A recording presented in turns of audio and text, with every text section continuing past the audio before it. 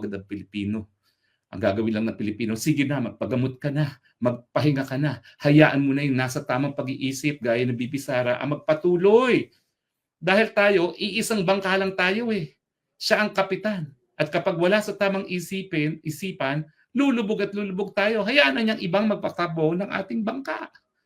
Kawawa naman ang Pilipinas, no? Sa panahon ni Duterte, the most promising economy. Ngayon, the most missed opportunity. Di ba? Dati napakapayapa sa panahon ni Duterte. Ngayon, the most dangerous city for tourists. Ano ba yan? Hindi naman tayo nahihiya. This is all in a matter of 3 years. Hindi naman tumatagal pa ang Marcos and yet nag-a-aspire pa sila ng Marcos forever. Kakayanin ba natin na ganito forever, mga kababayan? Kaya po gumising na kayo. Ano ba naman yan? Talagang tayo pong soberenyang taong bayan ang dapat sisihin kung magtatagal tayo sa ganitong buhay.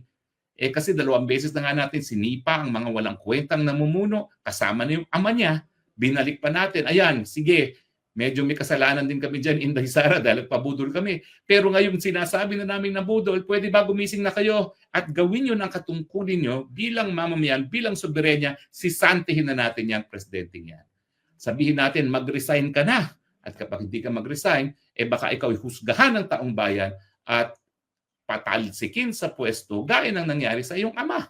At yan naman po kinikilala bilang karapatan ng mga mamamayan sa ating saligang batas mismo. Dahil nga meron talagang probisyon sa saligang batas ang tungkol sa people power.